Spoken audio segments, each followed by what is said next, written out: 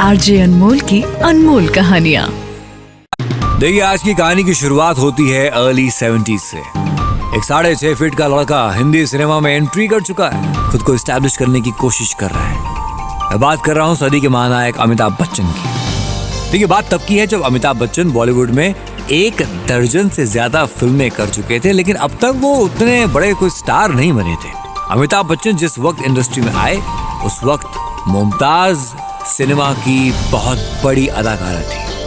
मुमताज एक टॉप की एक्ट्रेस थी और उस वक्त अमिताभ बच्चन के शुरुआती दौर में उन्हें मौका मिला एक साथ काम करने का। Amitabh Bachchan and Mumtaz together, OP रलन साहब की फिल्म बंदे हाथ।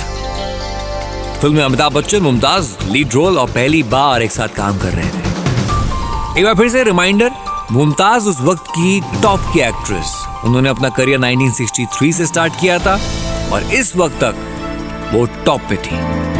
लेकिन मुमताज ने अपने स्टारडम को कभी अपने को-स्टार्स के आगे जाहिर नहीं होने दिया। खुद अमिताभ बच्चन के मुताबिक मुमताज ने बंदे हाथ फिल्म की शूटिंग के दौरान कभी भी अमिताभ बच्चन या फिल्म के किसी भी क्रू मेंबर को कभी जाहिर नहीं होने दिया कि वो कितनी बड़ी स्टार है। जब फिल्म की शूटिंग होती तो सेट के ऊपर मुमताज अमिताभ बच्चन, बाकी सब जितने भी स्टार्स थे, उन सबसे पूछा करती कि आप कैसे हैं, क्या हालचाल है। सलाम, कैसे हो आप? सब ठीक तो है ना? कोई तकलीफ तो नहीं है ना आपको? जी सब ठीक है, आप बताइए। मुमताज सेट पे आती हैं अपनी लंबी चौड़ी चमचमाती हुई मर्सिडीज में और अमिताभ बच्चन अपनी एक बड़ी नॉर्मल सी एक फिएट गाड़ी है, उसमें आते हैं। मुमताज को रोज मर्सिडीज में आते देख बच्चन साहब के दिल में भी मर्सिडीज चलाने की इच्छा जाग उठी। ये बात उन्होंने सेट पे अपने दोस्तों से शेयर भी की।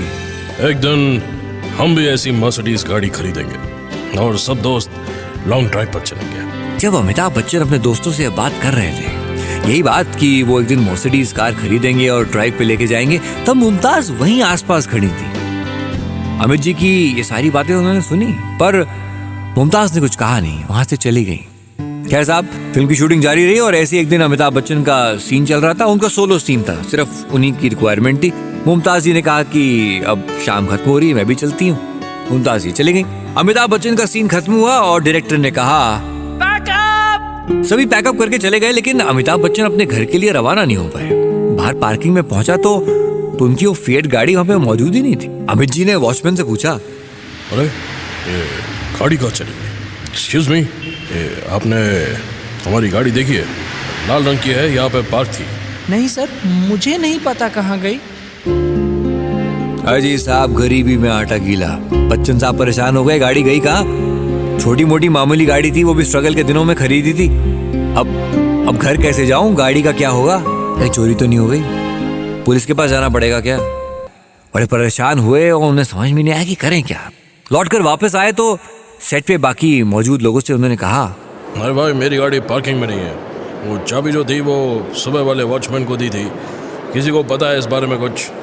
तब अमिताभ बच्चन को किसी ने बताया कि उनकी गाड़ी मुमताज ले गई हैं और उनके लिए अपनी मर्सिडीज की चाबी छोड़ गई हैं।